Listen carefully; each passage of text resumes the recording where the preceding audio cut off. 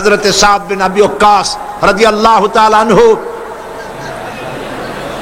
৬০,০০০ সৈন্য নিয়ে পারস্যের বহরস নগর অবরোধ করে দরিয়ার পাড়ে চলে গিয়েছেন। জিজ্ঞেস করলেন সাহাবীদের, ইসলাম কি এই পর্যন্ত রাখবে না ইসলামের পতাকা নদীর ওপারেও তুলবে? এমন এক সময় ছিল যখন জঙ্গলের প্রাণীরাও আমাদের কথা শুনতো। সুবহানাল্লাহ বলেন। সাহাবীরা বললেন, সেনাপতি আপনি যেভাবে নির্দেশ করবেন আপনার নির্দেশ অনুযায়ী আমরা সেটা ফলো করব। আমরা আল্লাহর ইসলামকে, ইসলামের পতাকাকে এই পার পর্যন্ত নয় বরং নদীর ওপারেও আফ্রিকার ভূখণ্ডেও উড়াতে চাই। হযরতে সাদ বললেন, তাহলে আমার সঙ্গে দরিয়ার ভিতরে ঝাঁপায় পড়ো। অন্ধকার রাত, তরঙ্গমালায়, উত্তাল তরঙ্গমালার উপর দিয়ে হযরতে সাদ ৬০,০০০ সাহাবী নিয়ে, মুসলমানদের নিয়ে ঝাঁপায় পড়লেন নদীর বুকে আর বললেন, আমার সাথে পড়ো, নাস্তাঈনু বিল্লাহি ওয়া নাতাওয়াক্কালু আলাইহি হাসবুনাল্লাহু নি'মাল ওয়াকিল নি'মাল মাওলা ওয়া নি'মান নাসীর। অন্ধকার রাতে উত্তাল তরঙ্গমালার মধ্য দিয়ে ঘোড়ায় সওয়ার হয়ে উষ্ট্র বাহিনী আর অশ্বারোহী সাহাবায়ে কেরাম নদীর ওপারে চলে গেলেন। বিশ্বকবি আল্লামা ইকবাল বলেন, দশত দশত হ্যায় দরিয়া ভি না ছোড়ে হাম, দশত দশত হ্যায় दरिया भी न छोड़े हमने, बहरे जुल्मत पे दौड़ा दिए घोड़े हमने। প্রান্তর তো প্রান্তর, অন্ধকার রাতে উত্তাল তরঙ্গমালার উপর থেকে ঘোড় সওয়ার হয়ে আমরা আফ্রিকার ভূখণ্ডে ইসলামের পতাকা উড্ডীন করেছি। আমরা সেই মুসলমান। দরিয়া পাড়ি দিয়ে মুসলমানেরা চলে গেল। একটা ঘোড়া, একটা উট হারায় গেল না, একজন সাহাবীও পানিতে ডুবে গেলেন না। ওপারে যাওয়ার পর কাফের সরকার বুঝতে পারলো যারা তারা ইসলামকে প্রচার করার জন্য এসেছে, বলল এদেরকে জঙ্গলের পাশে থাকতে দাও, জঙ্গলি প্রাণীরা তাদের খেয়ে শেষ করে দেবে, যুদ্ধ করা লাগবে না। হযরতে সাদ এই ব্যাপার বুঝতে পারলেন। তিনি তার সঙ্গীদের বললেন, একটা মঞ্চ তৈরি করো। একটা মঞ্চ তৈরি করা হলো। মঞ্চের উপরে দাঁড়িয়ে হযরতে সাদ জঙ্গলের দিকে ফিরে ঘোষণা করলেন, ইয়া আইয়াতুহাল হাশারাতু ওয়াসসিবাউ নাহনু আসহাবু রাসূলুল্লাহ সাল্লাল্লাহু আলাইহি ওয়াসাল্লাম ফারজিউ ফাইন্না নাজিলুন ফামান ওয়াজাদনা বা'দাহু কাতালনাহু। হে জঙ্গলের হিংস্র প্রাণীরা, আমরা রাসূলুল্লাহর সাহাবী, ইসলাম প্রচার করার জন্য এসেছি। আজকে রাত এখানে কাটাবো। আমাদের নিরাপত্তার জন্য এই জঙ্গলের ভেতরে যত হিংস্র পশু আছো সব বেরিয়ে যাও। আমার এই ঘোষণার পর যদি কোনো হিংস্র প্রাণীকে যদি এখানে আমাদের সামনে পাই, তরবারি দিয়ে তার ফয়সালা করা হবে। জঙ্গলি মানুষগুলি, আফ্রিকার মানুষেরা চিন্তা করতে লাগলো, এ পাগলেরা কয় কি? পাগলদের কথা, মানুষের কথা জঙ্গলি প্রাণীতে শুনবে নাকি? তারা দেখতে পেল, তাদের সকলের চক্ষুকে অবাক করে দিয়ে দেখা গেল জঙ্গলের ভিতর থেকে বাঘের লাইনে বাঘ, সাপের লাইনে সাপ, সিংহের লাইনে সিংহ, যার যার লাইনে যার যার আন্ডা বাচ্চা মুখে করে নিয়া জঙ্গলের এই প্রান্ত থেকে অপর প্রান্ত পর্যন্ত এই এলাকা ছেড়ে চলে গেল। এমন দিন ছিল যখন মুসলমানেরা এভাবে করে আল্লাহর দিন জমিনে প্রতিষ্ঠা করেছে, জঙ্গলি প্রাণীরা পর্যন্ত কথা শুনেছে। আর আজাব 140 কোটি মুসলমান পৃথিবীতে, আজ মুসলমানের দাম নাই। আল্লাহ কোরআনের ভিতরে বলেছেন, ওয়ালা তাহিনু ওয়ালা তাহজানু ওয়া আনতুমুল আ'লাউনা ইন কুনতুম মুমিনিন। কোনো ভয় নাই, কোনো চিন্তা নাই যদি তোমরা মুমিন হও। আল্লাহ পাক বলেন তোমাদেরকে আমি জয়ী করব। 10 জন ইমানদার সাবির ধৈর্যধারী মুত্তাকি 10 জন যদি হও 100 কাফেরের উপরে বিজয় দেব। 100 যদি হও 1000 কাফেরের উপরে আল্লাহ রাব্বুল আলামিন বিজয় দান করবেন। এটি আল্লাহ পাকের ওয়াদা। মুতার প্রান্তরে জিহাদ হবে, যুদ্ধ হবে। করিম সাল্লাল্লাহু আলাইহি ওয়াসাল্লাম তিনি বললেন রোমানরা আসতেছে 1 লক্ষ সৈন্য নিয়ে, আর নবীজি মাত্র 300 3000। তিনি 3000 সাহাবীদেরকে প্রস্তুত করলেন। কতজনের মোকাবেলায়? 1 লক্ষের মোকাবেলায় 3000। মাত্র 3000। নবীজি বললেন এই জাতি সেনাপতির দায়িত্ব পালন করবে জায়েদকে দাঁড় করায় দিলেন। এরপরে জায়েদ যদি না থাকে, যদি সে শহীদ হয়ে যায়, আমার চাচাতো ভাই জাফর বিন আবি তালেব সেই হবে সেনাপতি। সেও যায়, শহীদ হয়ে যায়। আব্দুল্লাহ বিন রাওয়াহা। 3 জনের নাম নিলেন নবীজি। 3 জনের বুঝতে কষ্ট হলো না এই জিহাদের ভিতরে একজনও আর ফিরবে না, যেহেতু নবীজি বলেছেন একজনের পর একজনের কথা। আর যদি 3 জনের কেউ না থাকে তোমরা বানায় নিও আর একজন। নবীজি বললেন তোমরা 3 জন চলে যাও, যার যার স্ত্রী আর মা বাবার কাছ থেকে অনুমতি নিয়ে আসো। হযরতে জায়েদ বলেন ইয়া রাসূলুল্লাহ, আমার তো আর যাওয়ার কোনো জায়গা নেই, আপনি আমার হযরত আয়েশা আমার মা, আপনি অর্ডার মেনে নিয়েছি। হযরতে জাফর তিনি চলে গেলেন তার বাড়িতে, নিজের স্ত্রীকে ডেকে বললেন প্রাণের স্ত্রী, আল্লাহ নবী আমাকে জিহাদের জন্য আমাকে বলেছেন, আমি জিহাদের ময়দানে চললাম, আমি তোমার কোন হক আদায় করতে পারি নাই। আমার বাচ্চাগুলিকে দেখো, তারা যেন আমি যে রাস্তায় জীবন দিলাম সেই রাস্তায় যেন তারা তৈরি হয়ে যায়। হযরত জাফরের স্ত্রী তিনি বললেন প্রাণের স্বামী, আমি নবীজির অর্ডার করেছেন আপনাকে জিহাদে যাওয়ার জন্য, আমি নিষেধ করতে পারি না, তবে আমি আল্লাহর কাছে দোয়া করি।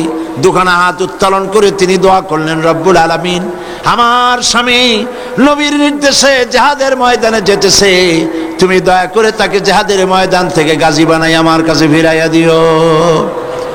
হযরত জাফর তরবারি উন্মুক্ত করে তরবারির উল্টা পিঠ দিয়া হযরতে জাফর তার স্ত্রীর হাতের উপর মৃদু আঘাত করলেন আর বললেন, শোনো স্ত্রী, উল্টা দোয়া করো না, আল্লাহর নবী আমার নাম 2 নম্বরে বলেছেন, আমি যে আজকের এই জিহাদের ময়দানে শহীদ হয়ে যাব এতে কোনো সন্দেহ নাই। তিনি চললেন, স্ত্রী কাঁদে, বাচ্চা ছেলেগুলি পিছনে পিছনে আব্বা আব্বা বলে কান্দে। হযরতে জাফর একবারের জন্য পিছনের দিকে ফিরে দেখলেন না কে কান্দে। প্রিয় ভাইয়েরা, হযরতে আব্দুল্লাহ বিন রাওয়াহা ওই দিন ছিল তার বাসর সজ্জা, নতুন বিবাহ করেছেন, বাসর রাত আজ চলে গেছেন বাড়িতে। তারপর বাইরের থেকে শুনতে পান স্ত্রী কোরআন শরীফ তেলাওয়াত করতেছেন। হযরতে রাওয়াহা বলছেন, হযরত আব্দুল্লাহ বলছেন, প্রাণের স্ত্রী, আমি তোমার স্বামী এসেছি, একটু কোরআন পড়া বন্ধ করো, আমার একটু কথা শোনো। নবীজি আমাকে জিহাদের ময়দানে যাওয়ার জন্য অর্ডার করেছেন, আমি জিহাদের ময়দানে যাচ্ছি, আমি তোমার কোনো হক আদায় করতে পারি নাই, তুমি আমাকে আল্লাহর হস্তে মাফ করে দিও। স্ত্রী বলছে, প্রাণের স্বামী, একটা বার ভেতরে আসেন, আমি আপনাকে দেখে নেই, একবার মাত্র দেখেছিলাম, আরেকটি বার আপনাকে দেখতে চাই।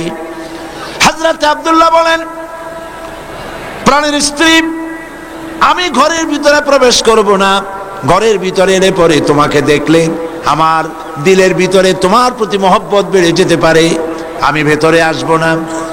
স্ত্রী বলছেন, আব্দুল্লাহ, ঘরে আসতে পরে কোনো প্রেম নিবেদন করব না, শুধু তোমার চেহারাটা একবার দেখে রাখবো। কারণ তোমাকে আমি ভালো মতো দেখতে পারি নাই, একটিবার প্রাণ ভরে দেখতে চাই, যাতে করে কিয়ামতের ময়দানে, হাসরের ময়দানে আমি যেন তোমাকে স্বামী বলে চিনে নিতে পারি। হযরতে জাফর, হযরতে আব্দুল্লাহ তিনি বলছেন, স্ত্রী যদি তোমার সেই ইচ্ছাই হয়, আর যদি তুমি ধৈর্য ধারণ করতে পারো, আমাকে দেখার কোনো প্রয়োজন নাই। তুমি যদি ধৈর্য ধারণ করো, আর আল্লাহ যদি আমার শাহাদাত নসিব করেন, কিয়ামতের ভিতরে, জান্নাতের ভিতরে আল্লাহ রাব্বুল আলামিন তোমাকে আমাকে স্বামী স্ত্রী হিসাবে পরিচয় করাইয়া দিবেন। হযরতে জাফর জিহাদের ময়দানে, হযরতে জাফর, হযরতে যায়েদ, হযরতে আব্দুল্লাহ বিন রাওয়াহা 3000 সাহাবীদের নেতৃত্ব নিয়ে মুতার প্রান্তরে লড়াই করলেন। হযরতে যায়েদ শহীদ হয়ে গেলেন। এবার হযরতে জাফর, চতুর্দিক থেকে কাফেররা ঘিরে ফেলেছে, তাকে তরবারি দিয়ে আঘাত করছে। হযরত জাফরের বাম হাত কেটে গেল, ডান হাতে তিনি ঝান্ডা উঁচু করেছেন, ডান হাতে কোপ লাগলো। এবার ঝুলন্ত কাটা দুটি হাত দিয়ে পতাকা বুকের সাথে জড়ায় ধরেছেন। পাশের সাহাবীকে ডেকে বলেন, ও আল্লাহর নবীর সাহাবী,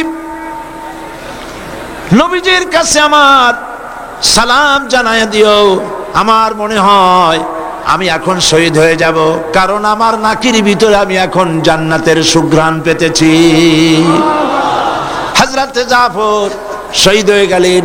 হযরতে আব্দুল্লাহ বলেন, হযরতে আব্দুল্লাহ এবং রাদিয়াল্লাহু তাআলা আনহু, তারা দুজন ছুটে গেলেন পতাকা ধারণ করার জন্য। যখন কাছে গিয়েছেন, দেখতে পেলেন পতাকা যেন উঠতেছে, কে যেন ধরে রেখেছে। কাছে গিয়ে দেখেন হযরতে জাফরের দুটি পা কেটে কাফেররা দুই দিকে ফেলে দিয়েছে, দুইটি হাত কেটে দুদিকে ফেলে দেখে দিয়েছে, দেহ একদিকে পড়ে রয়েছে, আর শূন্য মস্তক এক কোণায় পড়ে ইসলামের পতাকা কামড়ে ধরে উঁচু করে রেখেছে। হযরতে আবু উবাইদা, আব্দুল্লাহ বিন রাওয়াহা, তারা বলেন আমরা হযরতে জাফরের হাত পা মাথা মস্তক এক জায়গায় করে তাকে কাফন পরাইয়া দাফন করে দিলাম। রাতের আধারে স্বপ্নে দেখতে পাই, হযরতে আবু উবাইদা বলেন আমি স্বপ্নে দেখলাম নবীজির, আমি স্বপ্নে দেখলাম হযরতে আব্দুল্লাহ তিনি যেন হযরতে জাফর জান্নাতের ভেতরে ফেরেশতার সঙ্গে উড়ে বেড়াতেছে। আমি প্রশ্ন করলাম, জাফর, আল্লাহ তোমার সঙ্গে কি ব্যবহার করেছেন? হযরতে জাফর বললেন, আবু উবাইদা, আল্লাহ পাক আমাকে জান্নাত দান করে জিজ্ঞেস করেছেন তুমি আমার কাছে আর কি চাও? আমি বলেছি, আল্লাহ রাব্বুল আলামিন, আমি আর কিচ্ছু চাই না, আমি চাই আর একবার দুনিয়ায় আমাকে পাঠায় দাও, কাফেরদের বিরুদ্ধে দিন প্রতিষ্ঠার জন্য লড়াই করে আবার আমার এই জীবনটা দিয়ে আসি। দিন কায়েমের জন্য, ইকামতে দ্বীনের জন্য এইভাবে সাহাবায়ে কেরাম জীবন দিয়েছেন। নবীজি দান মোবারক শহীদ করে দিয়েছেন, তাদের রক্তের উপরে ইসলাম প্রতিষ্ঠিত হয়েছে এবং এ পর্যন্ত। প্রিয় ভাইয়েরা, মুসলমানদের জন্য প্রয়োজন ঐক্যবদ্ধভাবে আল্লাহর দ্বীন কায়েমের জন্য এগিয়ে আসা। আর যতদিন পর্যন্ত আল্লাহর দ্বীন কায়েম না হচ্ছে, ততদিন পর্যন্ত শান্তি আসবে না। সন্ত্রাস তো বন্ধ হবে না, দুর্নীতি তো বন্ধ হবে না। সন্ত্রাস, দুর্নীতি, চাঁদাবাজি, মাস্তানি সব বন্ধ হতে পারে যদি দ্বীন কায়েম হয়, কোরআনের রাজ কায়েম হয়। কোরআন শরীফ শুধু পড়ার জন্য আসে নাই, শুধু তেলাওয়াত নয়, শুধু মাথায় রাখার জন্য নয়, শুধু চুমা খাওয়ার জন্য নয়, শুধু বুকে লাগাবার জন্য নয়। কোরআন এসেছে আইন নিয়ে, বিধান নিয়ে। কোরআন এক সংবিধান। কোরআন দেশ পরিচালনার জন্য, পৃথিবী পরিচালনার জন্য কোরআন এসেছে। এই কোরআনের অনুসরণ, অনুকরণ যদি আমরা করতে পারি, আবার মুসলমানদের শান্তি হবে, বিশ্ববাসীদের জন্য আবার শান্তি ফিরে আসবে।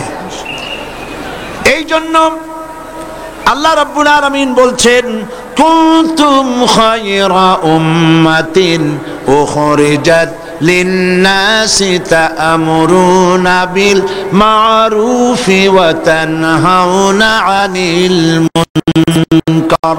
তোমরা শ্রেষ্ঠতম জাতি, তোমরা শ্রেষ্ঠ জাতি, উত্তম জাতি। তোমাদের কাজ হলো ভালো কাজ করবে, ভালো কাজের আদেশ করবে, অন্যায় তুয়াতে ফিরায় দেবে। দেশে আজ মদ চলছে, জুয়া চলছে, অশ্লীলতা চলছে, পাপাচার চলছে, এগুলি বন্ধ করতে হবে। নবী করিম সাল্লাল্লাহু আলাইহি ওয়াসাল্লাম দিন প্রতিষ্ঠা করেছেন মোহব্বত দিয়ে, ভালোবাসা দিয়ে। সুবহানাল্লাহ বলেন। আল্লাহ রাব্বুল আলামিন বলেছেন, ফাবিমা রাহমাতিম মিনাল্লাহি লিনতা লাহুম ওয়ালাউ কুনতা ফাজ্জান গালিজাল কলব লানফাদ্দু মিন হাওলিক। আল্লাহ পাক বলেন, হে নবী, আপনার দিল রব্বুল আলামিন নরম করে দিয়েছেন, ভালোবাসা দিয়ে ভর্তি করে দিয়েছেন। যদি আপনার দিলের মধ্যে করুণা রহমত আল্লাহ না দিতেন, আপনার পাশের থেকে মানুষগুলো সব ছিটকে যেত। কিন্তু আপনার দিলটা নরম হওয়ার কারণে মানুষ আপনার সাথে এসে জোড়ে আর সরে যায় না। মোহব্বত দিয়া দিন প্রতিষ্ঠা হয়েছে, মোহব্বতের উপরে, ভালোবাসার উপরে। প্রেম তার ভেতরে প্রবেশ করে হাতে একখানা লাঠি ছিল, 360টি মূর্তি, মূর্তিগুলির মাথার উপরে লাঠি দিয়ে আঘাত এনে এনে নবীজি বললেন, কুল জা আল্লাহু ওয়া যাহাকাল বাতিল ইন্নাল বাতিলা কানা যাহুকা। বলো, সত্য সমাগত, মিথ্যা হোক অপসৃত। সমস্ত মূর্তিগুলিকে ঘট করে আছাড় মেরে ভেঙে মার করে দেওয়া হলো। এর নাম পাওয়ার। এর নাম কি? পাওয়ার। নবীজি বেরোলেন, ঘরের থেকে বেরিয়ে সেই চাবি রক্ষকের হাতে চাবিটা দিলেন, এই নাও চাবি, কোন জালিম ছাড়া তোমার কাছ থেকে এই চাবি কেউ গ্রহণ করবে। এই ব্যবহার দেখে লোকটি বলল, ভাবছেন বাদশা হয়ে গেছেন, কিন্তু এখন দেখছি আপনি শুধু বাদশা, আপনি তো অবশ্যই আল্লাহর নবী, এতে আমার কোনো সন্দেহ নাই। আমিও মুসলমান হয়ে গেলাম। লা ইলাহা ইল্লাল্লাহু মুহাম্মাদুর রাসূলুল্লাহ।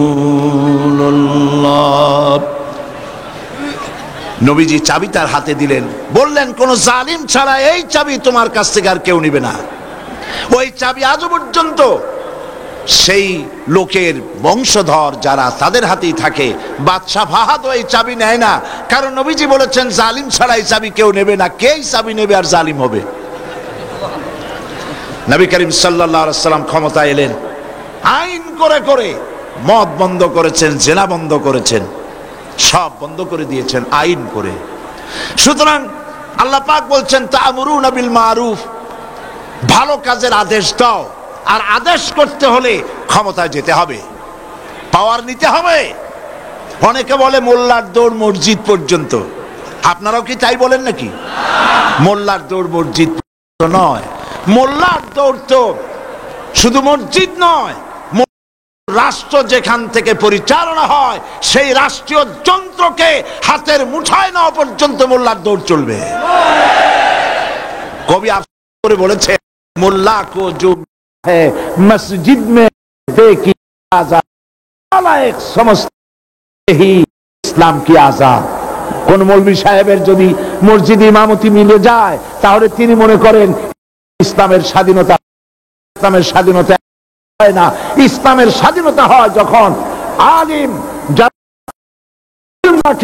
হাদিস ইলম জানেন, যাদের কাছে জ্ঞান আছে, ওহির জ্ঞান যাদের কাছে আছে, রাষ্ট্র পরিচালনার দায়িত্ব তাদের হাতেই আসতে হবে। এই কাজটি ভালো কাজের আদেশ, এই কাজের নিষেধ, এই গোটার কাজ।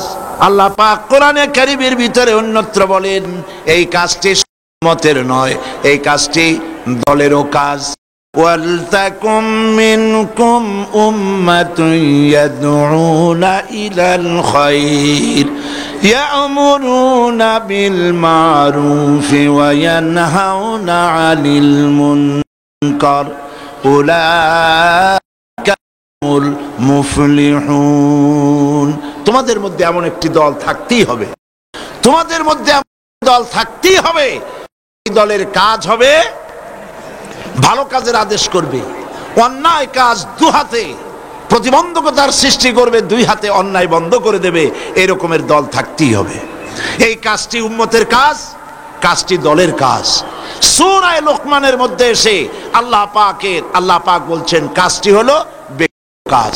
সূরা লোকমান, হযরতে লোকমান হাকিম তার ছেলেকে নসিহত করছেন। এই নসিহত আল্লাহর কাছে এত পছন্দ হয়েছে, পিতা তার ছেলেকে উপদেশ দিয়েছেন, উপদেশগুলি আল্লাহর কাছে এত পছন্দ হলো যে লোকমান, হযরতে লোকমানের নসিহত আল্লাহ পাক কোরআন শরীফের ভিতরে কোট করে লোকমানকে চিরন্তন করে দিলেন। সুবহানাল্লাহ বিহামদিহি। কি উপদেশ দিলেন তার ছেলেকে? তিনি হযরতে লোকমান তার ছেলেকে ডেকে বললেন, ইয়া বুনাইয়া আকিমিস সালাতা ওয়া আমুর বিল মারুফি ওয়ানহা আনিল মুনকার ওয়াসবির আলা মা আসাবাক ইন্না যালিকা মিন আজমিল উমুর।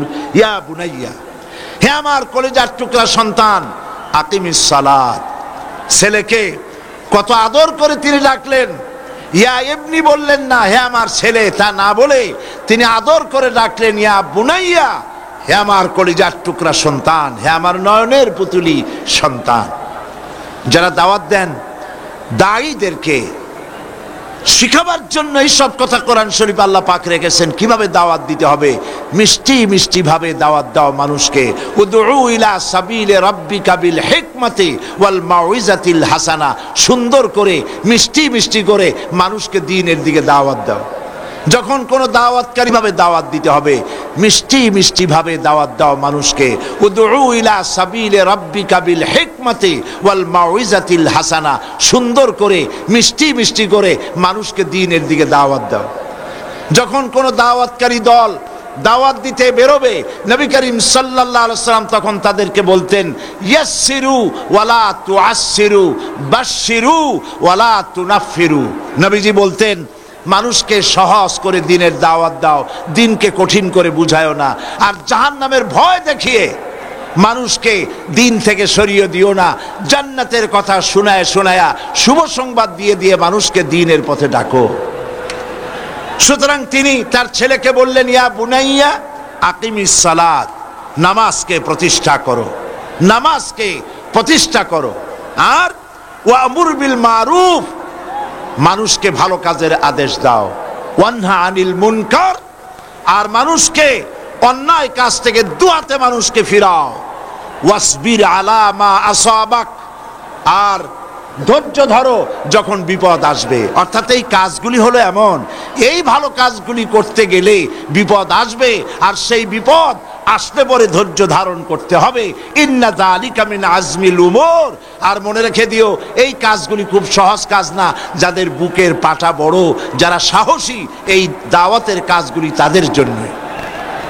প্রিয় ভাই সব, আল্লাহ পাক বলছেন হযরতে লোকমান, তার কথা আল্লাহ পাক কোরআন শরীফে ভাবে দিলেন, নামাজকে প্রতিষ্ঠা করো, ভালো কাজের আদেশ দাও, অন্যায় কাজ থেকে মানুষকে ফিরাও।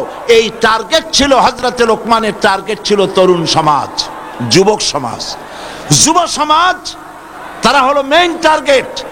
যেই সমাজের যুবকরা ভালো থাকে, চরিত্রবান থাকে, সমাজ ভালো হয়। আর যুবকদেরকে চরিত্রবান বানাবার জন্য নামাজের চাইতে উত্তম পন্থা আর নাই।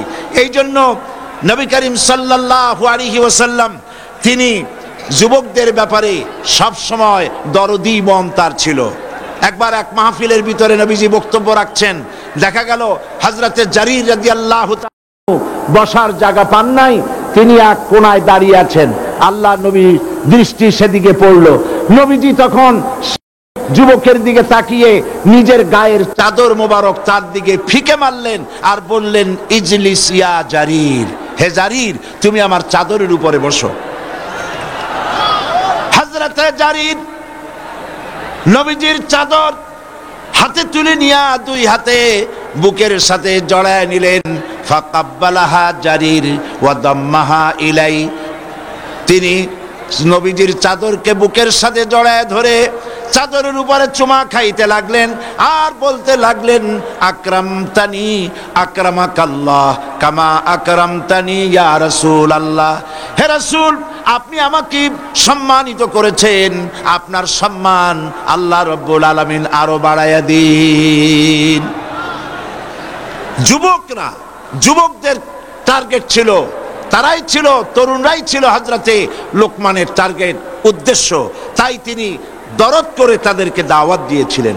নবী করিম সাল্লাল্লাহু আলাইহি ওয়াসাল্লাম তিনি বলেছেন, উসিকুম বিশ-শাবাবি খায়রা ফাইন্নাহুম আরাক্কু আফইদা লাকাদ বাসানি আল্লাহু বিল হানাফিয়্যাতি সামহা ফাহালাফানি আশ-শাবাব ওয়া খালাফানি আশ-শুয়ুখ। হযরতে নবী করিম সাল্লাল্লাহু আলাইহি ওয়াসাল্লাম বলছেন, আমি তোমাদেরকে নসিহত করছি, তোমরা যেন তোমাদের যুবকদের ব্যাপারে তোমরা অত্যন্ত দরদি মনে হবা, তাদেরকে ভালোবাসবে। কারণ আমি এসেছি পৃথিবীর বুকে, আমি এসেছি উদার পন্থা নিয়ে। তোমরা যুবকদেরকে মহব্বত করবে, যুবকদেরকে ভালোবাসবে। আমার এই দ্বীনকে, আল্লাহর দ্বীনকে জমিনে প্রতিষ্ঠা করার জন্য আমাকে সাহায্য করেছে যুবকেরা, আর আমাকে সবচাইতে বাধা দিয়েছে বুড়োরা। কারা বাধা দিয়েছে? বৃদ্ধরা। আর সাহায্য করেছে কারা? যুবকেরা। ভালো কাজের আদেশ করা, অন্যায় কাজ থেকে মানুষকে ফিরায় রাখা, এই কাজটি উম্মতের কাজ, এই কাজটি দলের কাজ, এই কাজটি ব্যক্তির কাজ। এবার সূরা হজের মধ্যে আল্লাহ পাক বলছেন, কাজটি হলো রাষ্ট্রের কাজ। কাজটি কার? রাষ্ট্রের কাজ, রাষ্ট্র যারা পরিচালনা করেন।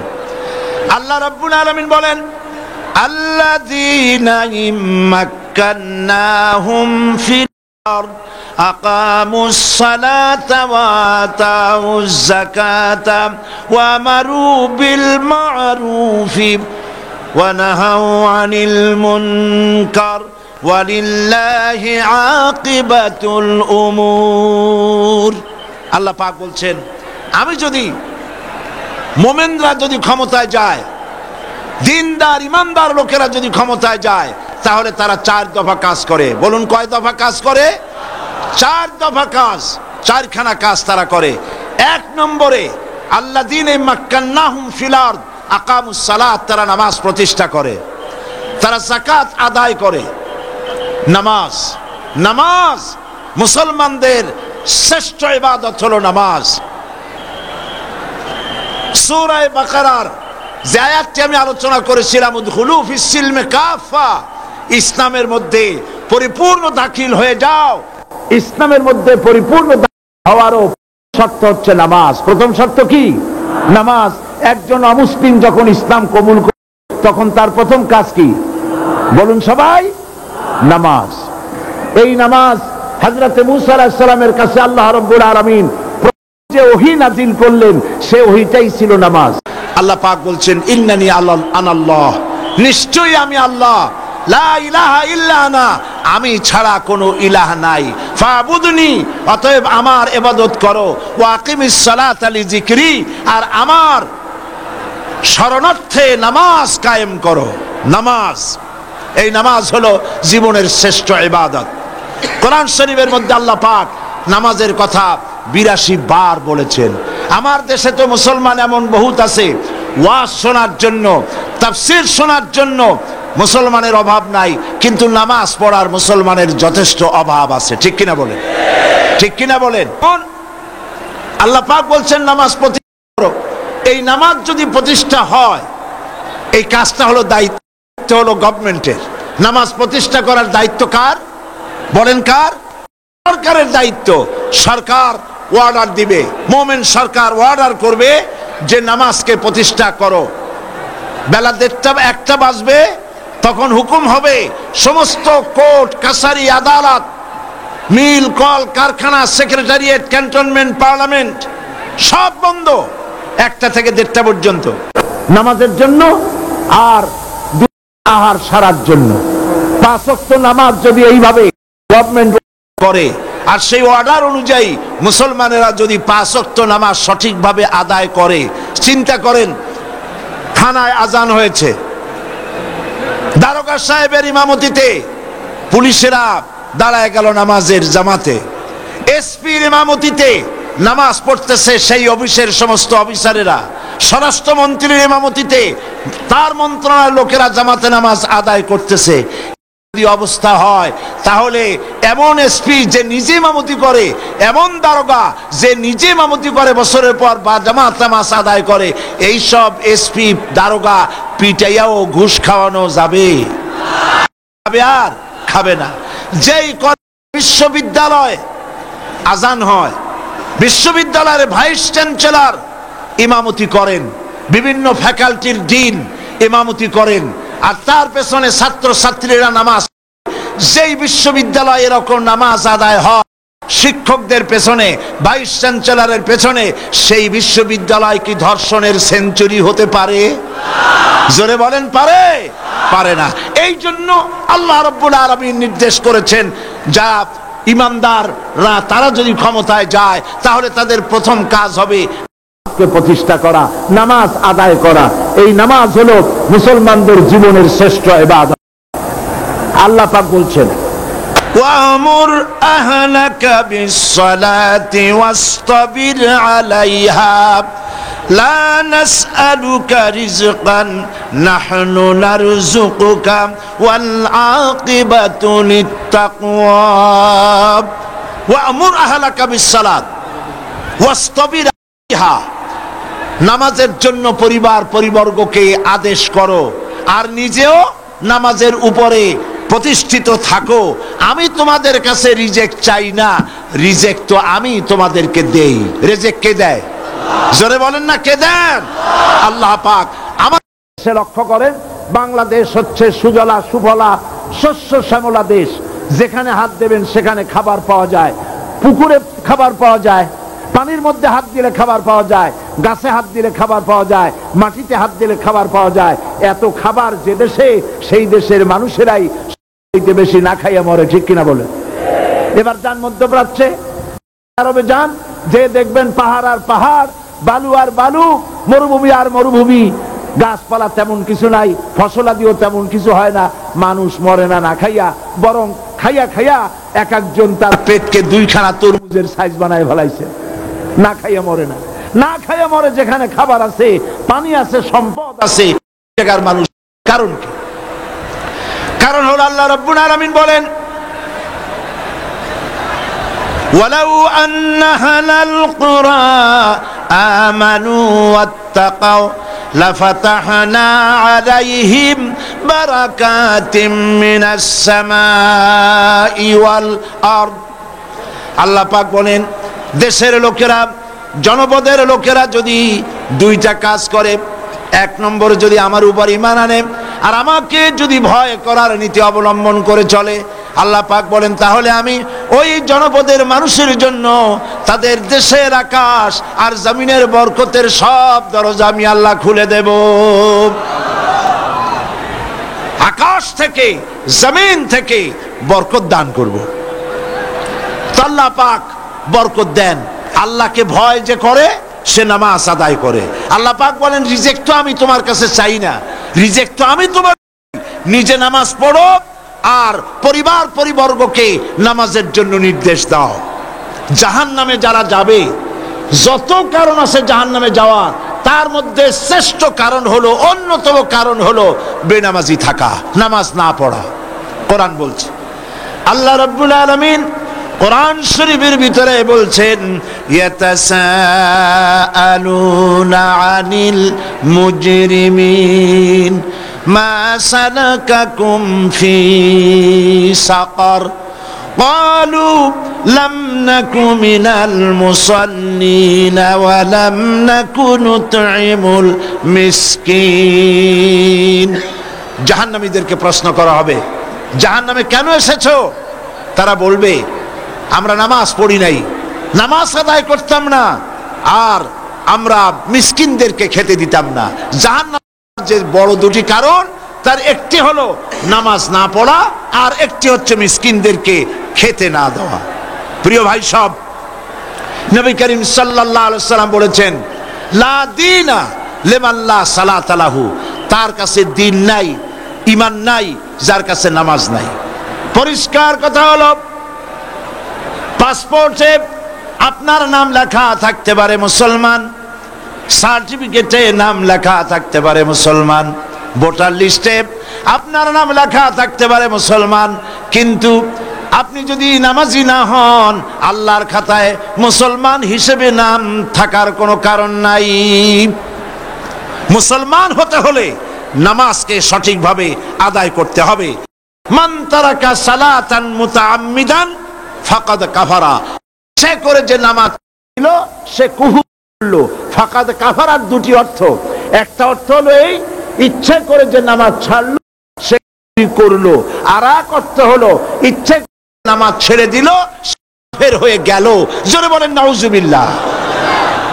একজন আল্লাহর বান্দা আর একজন কাফের, দুইজনের মধ্যে পার্থক্য কি বলেন? নবী বলেছেন আল্লাহর বান্দা আল ফারকু বাইনাল আবদি ওয়াল কুফরে, কাফের এবং আল্লাহর বান্দা দুজনের মধ্যে পার্থক্য হচ্ছে নামাজ।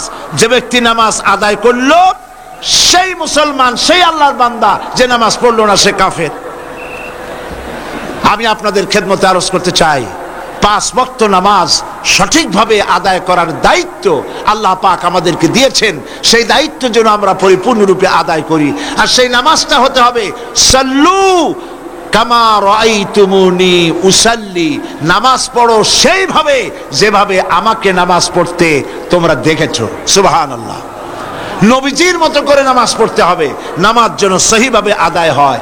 আর এই নামাজই হলো ইন্নাস সালাতা তানহা আনিল ফাহশাই ওয়াল মুনকার, নামাজ মানুষকে অশ্লীলতা এবং পাপাচার থেকে মানুষকে রক্ষা করে। এই 5 ওয়াক্ত নামাজ জীবনে আর ছাড়বো না, করবেন আপনারা?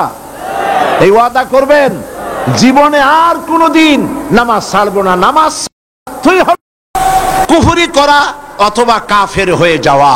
তাহলে আমরা ওয়াদা করি, দুহাত উঁচু করে বলেন, ইয়া আল্লাহ, তোমার পবিত্র নামে কসম করি, শপথ করি, ওয়াদা করি, যতদিন পর্যন্ত মালাকুল মউত আমার মাথার কাছে না আসতেছে ততদিন পর্যন্ত ফরজ নামাজ, ফরজ রোজা, শরীয়তের ওজর ছাড়া আর ছেড়ে দেব না, আর ছেড়ে দেব না, আর ছেড়ে দেব না। এবার জোরে বলেন, ইয়া আল্লাহ, আমার আজকের এই কসম, আমার এই আজকের তাফসীরের মাহফিলের শপথ, আমার মৃত্যু পর্যন্ত আমাকে পালন করার তৌফিক দাও। আমিন আমিন ইয়া রাব্বাল আলামিন। হাত নামান। আল্লাহ পাক বলছেন, আল আমরু বিল মারুফ নাহু আনিল মুনকার, ভালো কাজের আদেশ, অন্যায় কাজ বন্ধ করার এই দায়িত্ব উম্মতের, এই দায়িত্ব দলের, এই দায়িত্ব ব্যক্তির, এই দায়িত্ব হচ্ছে রাষ্ট্রের। রাষ্ট্র যদি ইমানদারদের হাতে পড়ে, কয়টা কাজ করে তারা? আল্লাযীনা ইম্মাক্কান্নাহুম ফিল আরদ আকামুস সালাত ওয়া আতাউজ যাকাত ওয়া আমারু বিল মারুফি ওয়া নাহাউ আনিল মুনকার। নামাজকে প্রতিষ্ঠা করবে, যাকাত আদায় করবে, ভালো আদেশ করবে, আর অন্যায় কাজ দুহাতে বন্ধ করে দেবে। এটা হলো দায়িত্ব। মুসলমান ইমানদারদের দায়িত্ব হলো যে তারা ভালো কাজের আদেশ করবে, অন্যায় কাজকে নিষেধ করবে। ভালো কাজের আদেশ আর অন্যায় কাজের নিষেধ, এই কাজ করেছিলেন নবী করিম সাল্লাল্লাহু আলাইহি ওয়াসাল্লাম। মুহাম্মদুর রাসূলুল্লাহ, সবাই বলেন সাল্লাল্লাহু আলাইহি ওয়াসাল্লাম, তিনি এই কাজটি পরিপূর্ণরূপে করলেন।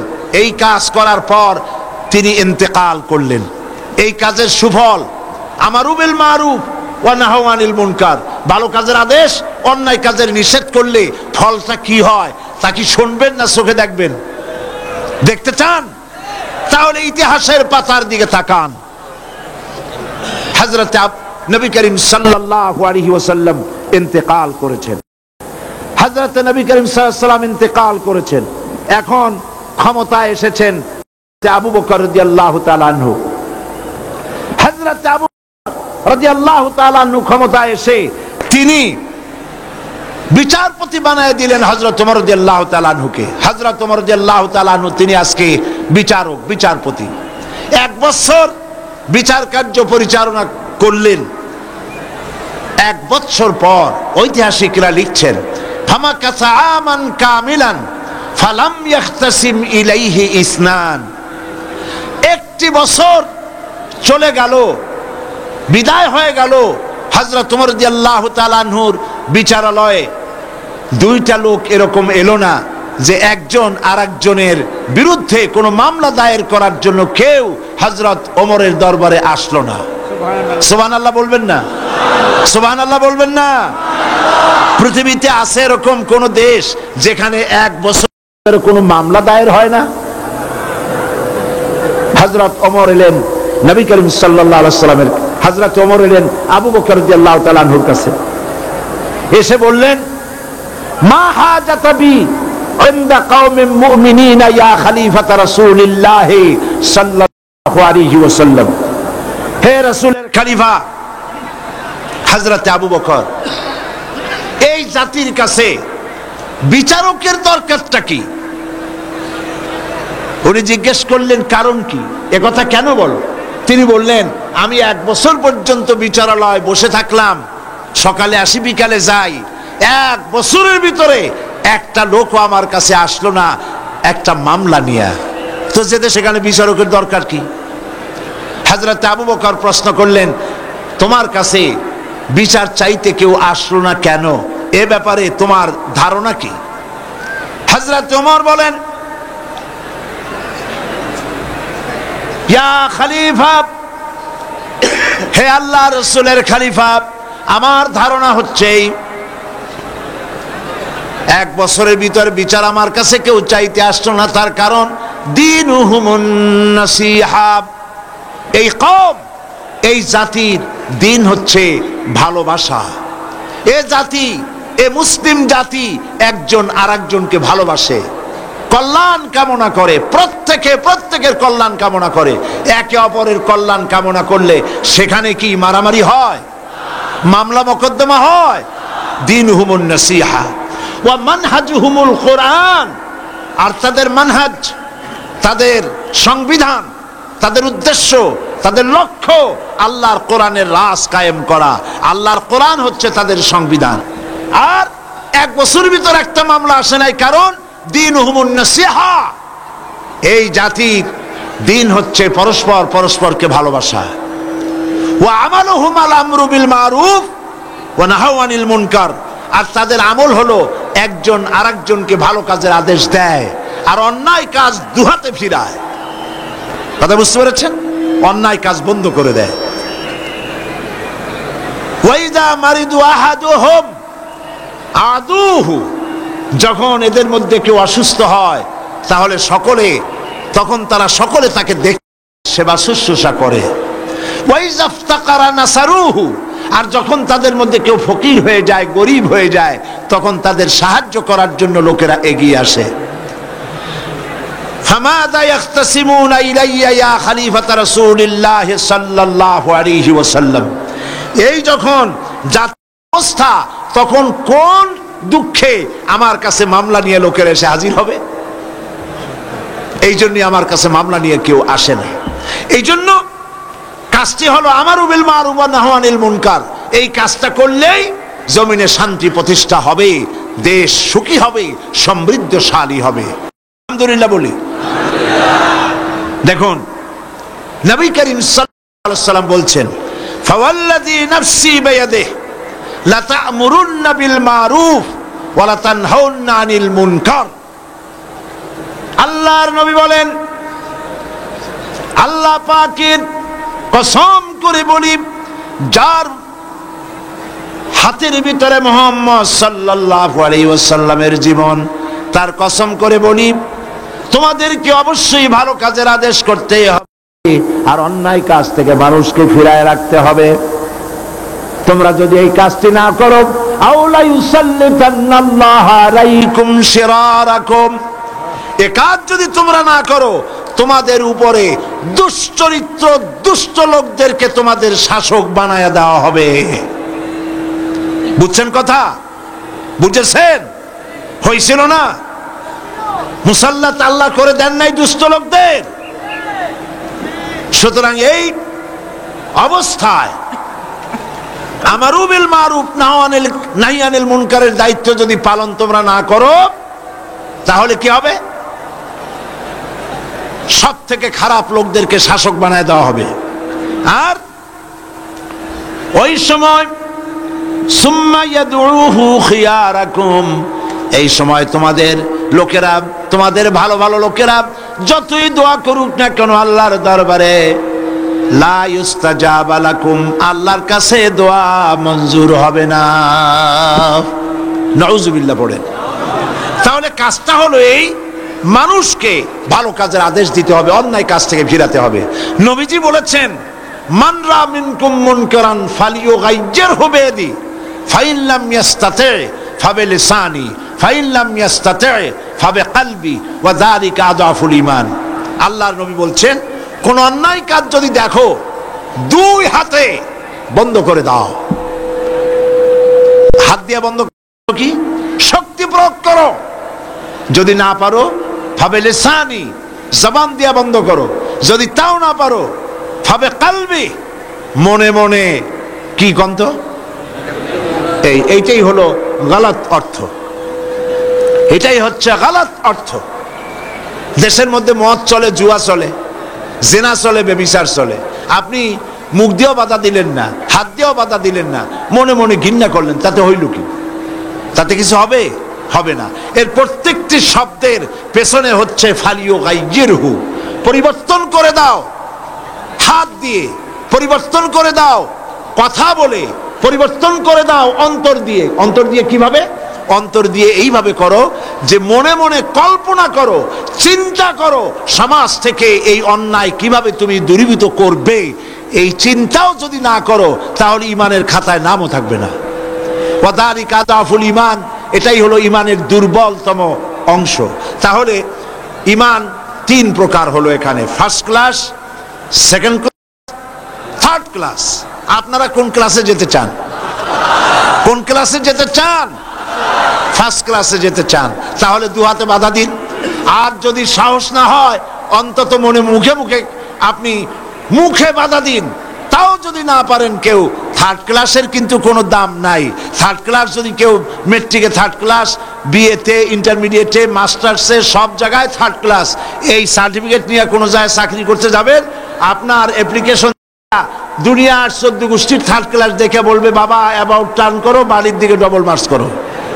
থার্ড ক্লাসের দাম নাই, দাম হলো ফার্স্ট ক্লাসের।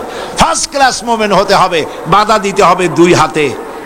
আজ শহরে বন্দরে অশ্লীলতা ছেয়ে পড়েছে চতুর্দিকে, ঠিক কিনা বলেন? সিনেমার পোস্টার, অশ্লীল পোস্টার দিয়ে সে আছে শহর বন্দর, মোমেনারা দেখে আর হেঁটে যায়।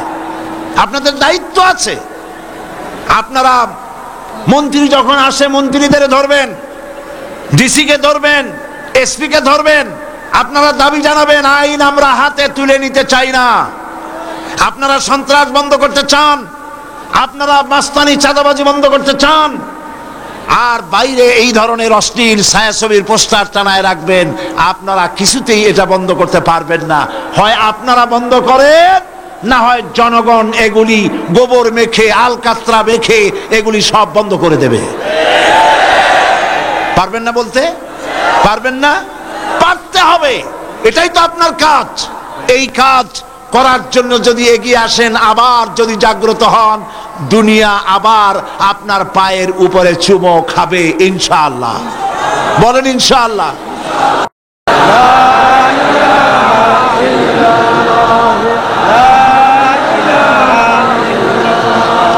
লা ইলাহা ইল্লাল্লাহ, লা ইলাহা ইল্লাল্লাহ, লা ইলাহা লা ইলাহা ইল্লাল্লাহু মুহাম্মাদুর রাসূলুল্লাহ। প্রিয় ভাই সব, এই পৃথিবীতে আল্লাহ পাক মুসলমানদের বানাইছেন শ্রেষ্ঠ জাতি। সেই শ্রেষ্ঠ জাতি মুসলমান আজ পৃথিবীতে প্রধানত কাফেরে লাথি মারে, ইহুদিরা লাথি মারে, খ্রিস্টানেরা লাথি মারে, মুশরিকরা লাথি মারে, মুসলমান আজ ফুটবলের মতো হয়ে গেছে। নাউজুবিল্লাহ, বলেন নাউজুবিল্লাহ। এমন সময় তো ছিল যখন আটখানা দুইজনে ভাগ করে খেয়ে, আধা গ্লাস পানি 4-5 জনে ভাগ করে খেয়ে যুদ্ধ করেছে রোমানদের বিরুদ্ধে, পার্সিয়ানদের বিরুদ্ধে যুদ্ধ করে, মিশর থেকে শুরু করে মরক্কো থেকে করে রাবাত পর্যন্ত সারা পৃথিবীর অর্ধেকটা পৃথিবী মুসলমানদের পায়ের তলায় এসে গেছিল। আমরা তো সেই মুসলমান, ঠিক কিনা? আজ 140 কোটি মুসলমান